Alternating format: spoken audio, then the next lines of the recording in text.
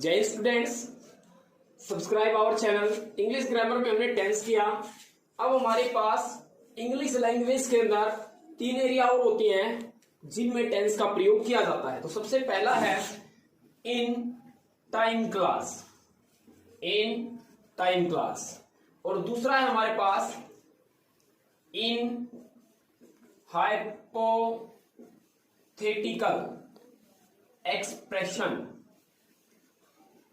Expressions, और तीसरा जो हम टेंस में यूज करते हैं इन conditional class.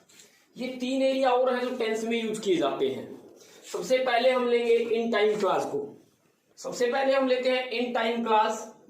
In time class, इसमें देखिए, इसमें हम सबॉर्डिनेट कंजंक्शन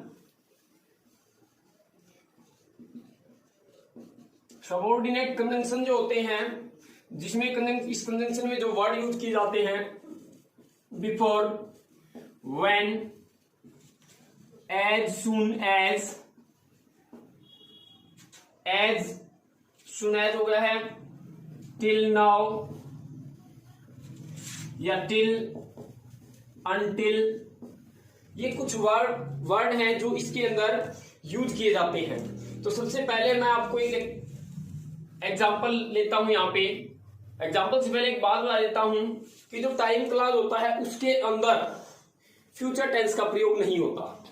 टाइम क्लास में फ्यूचर टेंस का प्रयोग नहीं होता है। इसमें सिर्फ प्रेजेंट इंडेफिनेट और प्रेजेंट परफेक्ट का यूज किया जाता है। तो सबसे पहला मैं सेंटेंस लेता हूं कि I will allow you to stay here when you deposit 500 rupees। तो ये जाएगा। देखिए, ये हमारा है टाइम क्लास। व्हेन लगा हुआ सबऑर्डिनेट कंजंक्शन का वर्ड। इसके बाद वाला जो सेंटेंस है ये, इसमें प्रेजेंट इंडेफिनेट का यूज हुआ है, लेकिन पहले वाले में हम विल मतलब कि फ्यूचर टेंस का प्रयोग कर सकते हैं। एक और देखते हैं, unless you play well you can not win the match. तो देखिए, इसमें अनलेस, जब भी अनलेस वाली क्लास होगी तो उसके अंदर नोट का प्रयोग नहीं होगा। जैसे देखिए, अनलेस यू प्ले वेल, यदि आप अच्छा नहीं खेलते you can not win the match, तो आप मैच नहीं जीत सकते। तो ये हमारी टाइम क्लास है। ठीक है, एक सेंटेंस और लेते हैं, as soon as he sees his father he stops smoking. ठीक है, तो ये हमारा एज सुन एज, ये हमारी टाइम क्लास का वर्ड ही सी। तो इसमें प्रेजेंट का इंडेफिनिट टेंस हुआ, बाद वाले में भी प्रेजेंट इंडेफिनिट आ सकता है, ही स्टॉप स्मोकिंग। तो ये हमारा था टाइम क्लास। अब एक बात नोट कर लीजिए कि अनलेस वाला सेंटेंस जो आएगा, तो अनलेस वाली क्लास के अंदर नोट का प्रयोग नहीं होगा। ठीक है, सेकंड जो हमारे पास था वो था हाइपोथेटिकल एक्सप्रेशन। तो ये क्या होता है, ये कल्पना की जाती है। एक कल्पना जब हम करते हैं जो संभावित नहीं है, उसके बारे में है। इसके अंदर कुछ वर्ड यूज किए जाते हैं, एज इफ, एज थो, आई विश। तो ये इन वर्ड है, इनके एक्सप्रेशन के बाद पास्ट इंडेफिनाइट का यूज किया जाता है।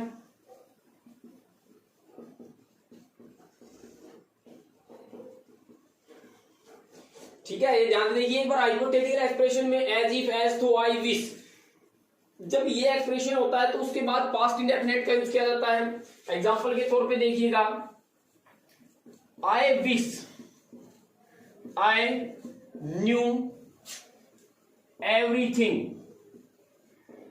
everything about it। ठीक है, तो देखिए ये आई विश था तो वर्ब की फर्स्ट फॉर्म थी तो हमने सेकंड लगाई है। अगर ये ऐसे आ जाए आई विश तो हम फिर यहां पे लगाएंगे had non everything about it.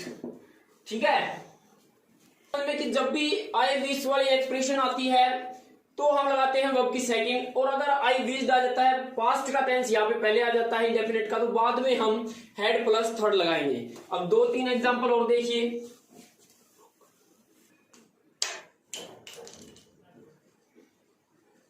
Formula कैसे बनता है, इनमें सब्जेक्ट, उसके बाद यहाँ पे वर्ब्स फर्स्ट आती है या एससीएस वाली आती है, उसके बाद में जो सब्जेक्ट दोबारा से हमारा सब्जेक्ट आएगा, उसके बाद यहाँ पे अगर फर्स्ट है तो सेकंड, कौन सी वर्ब लगेगी, सेकंड वर्ब, और अगर यहां पर हमारे पास वर्ब की सेकंड फॉर्म आती है तो बाद में सब्जेक्ट, और उसके बाद में हमारे पास हेड प्लस थर्ड का यूज करते हैं। तो ये हमने देखना है।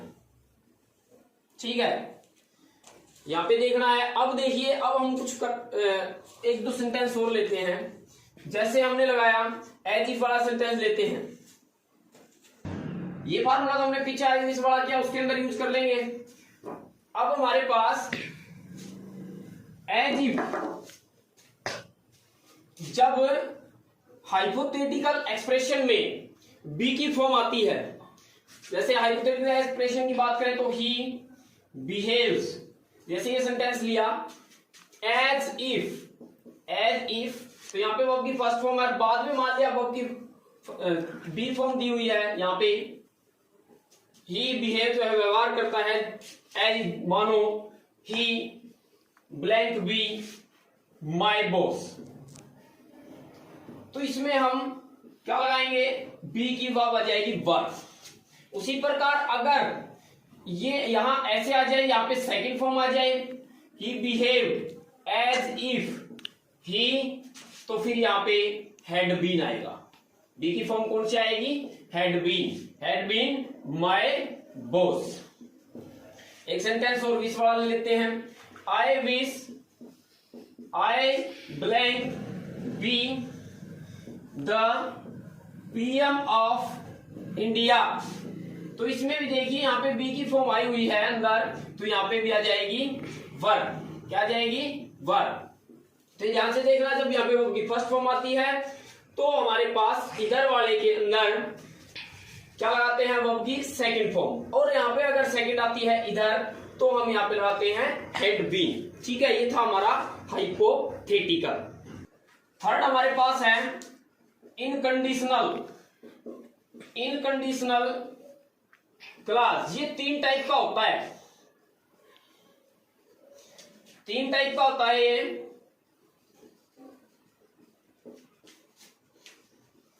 तो कंडीशन क्लास 3 टाइप का। सबसे पहला है ओपन कंडीशन। इसमें क्या होता है कि इफ क्लास आएगा, उसके बाद आता है मेन क्लास। ठीक है, तो इफ क्लास के अंदर अगर वर्ब की फर्स्ट फॉर्म आती है, वर्ब की फर्स्ट फॉर्म, तो इधर या फिर इसके साथ में एससीएस आ सकता है, तो इधर वाले में will shall plus first form का यूज हम करते हैं। तो देखिए sentence, if I play well, यदि मैं अच्छा खेलता हूं तो I will win the match. तो इस तरह से देखो, ये इफ वाली क्लास थी तो यहाँ पे वर्ब की फर्स्ट फॉर्म आई, तो बाद वाली में सेल विल प्लस में वर्ब की फर्स्ट फॉर्म आ सकती है। ठीक है, तो इसने यहाँ पे वादा भी किया है, तो विल के साथ आई के साथ हमने विल का यूज कर लिया, इसका पूरा कंफर्म है कि मैं अच्छा खेलता हूं तो ये मैं जीत जाऊंगा। ठीक है, एक सेंटेंस और लेते हैं, if you work hard you will pass, आप पास हो जाओगे।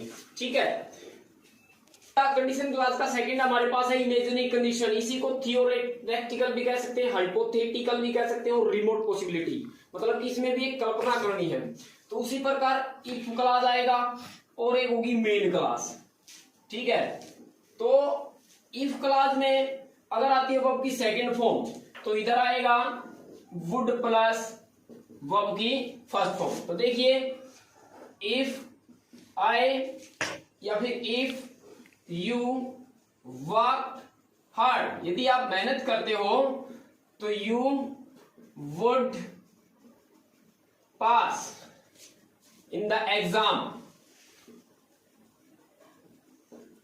ठीक है, तो ये हमारे पास देखो यहाँ पे इफ वाली क्लास में वर्ब की सेकंड फॉर्म आई तो इधर हमने लगा दिया वुड प्लस वर्ब की फर्स्ट फॉर्म। अगर इसमें बी की फॉर्म आती है, अगर इफ वाले में बी की फॉर्म आती है, इफ वाले में आती है बी की फॉर्म, बी की फॉर्म अगर आए तो हम क्या लगाएंगे, बी की फॉर्म वर आएगी, तो भी ऐसे ही यूज करना है। देखिए if I were a king, यदि मैं एक राजा होता है, काश में राजा होता तो I would live in A palace, मैं एक पैलेस में रहता। या फिर ऐसे हो सकता इफ आई वर यू, यदि मैं आपकी जगह होता तो I would resign at once, मैं तुरंत रिजाइन दे देता। तो देखिए यहाँ पे वर्ब सेकंड फॉर्म है वर, उसके बाद वुड मेन क्लास के अंदर आया हुआ है। तो ये हमारी इमेजिनरी कंडीशन थी। का थर्ड पार्ट जो होता है वो होता है इम्पॉसिबल कंडीशन। इम्पॉसिबल कंडीशन में देखिए इफ वाली क्लास के अंदर, इस क्लास के अंदर आएगा हमारे पास हैड प्लस वर्ब की थर्ड फॉर्म। तो इधर हमने क्या पढ़ना है, वुड हैव प्लस वर्ब की थर्ड फॉर्म। अब इम्पॉसिबल कंडीशन मतलब जो काम न हो। अब देखिए यहाँ पे हमने लिया इफ आई हैड, या फिर एक minute, if you had worked hard, यदि आपने कठिन परिश्रम किया होता तो you would have passed in the exam. भैया मैं वो आप जो है एग्जाम में पास हो जाते, लेकिन ऐसा नहीं हुआ। इसी में देखिए if I had gone to Mumbai, यदि मैं मुंबई जाता तो I would have met Amitabh Bachchan, तो मैं अमिताभ बच्चन से मिलता। तो ये हमारी थी इम्पॉसिबल कंडीशन। कुछ एक दो फैक्ट और है वो आपको मैं बता देता हूं। मोस्ट इंपोर्टेंट कंसेप्ट है, यदि हमारे पास है जाओ प्लस वर्ब की थर्ड फॉर्म, उसके बाद सिंस आए तो बाद वाला जो होगा उसमें वर्ब की हमारी सेकंड फॉर्म आती है। देखिए much happened, much has happened, since, अब ये सिंस आया हुआ है, इसके बाद में much has happened since you left college, you left college. भाई कहता है कि बहुत ज्यादा घटित हुआ जब से यू लेफ्ट कॉलेज, अपने कॉलेज को छोड़ा है। ठीक है, ये अब एक सेंटेंस और देख लीजिए, I have not met my uncle since फिर आया है इसमें, तो इधर देखिए है जब प्लस थर्ड है तो बाद वाले में I have not met my uncle, मैं मेरे अंकल से नहीं मिला जब से आई केम हेयर, जब से मैं यहां आया हूं। अब एक लास्ट कंसेप्ट देखिए, ध्यान से सुनिएगा। जब कभी भी इफ क्लास के अंदर, इफ क्लास में शुड प्लस वर्ब की फर्स्ट फॉर्म का यूज हो जाए तो बाद वाली जो क्लास होगी, बाद वाली में इंपेरेटिव या फिर फ्यूचर टेंस का यूज होगा।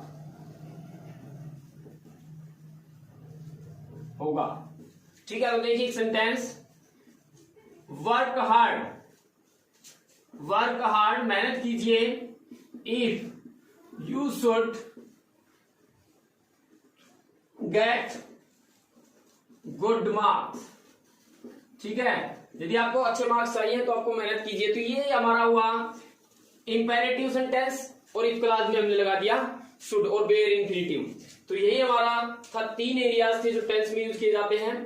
तो आई होप ये वीडियो आपको पसंद आया होगा। तो प्लीज हमारे चैनल को सब्सक्राइब कीजिए और बेल आइकन का बटन दबाइए ताकि जो लेटेस्ट नोटिफिकेशन है वो आपको मिलते रहे, और अपने दोस्तों के साथ इसको शेयर भी कीजिए। थैंक यू, जय हिंद।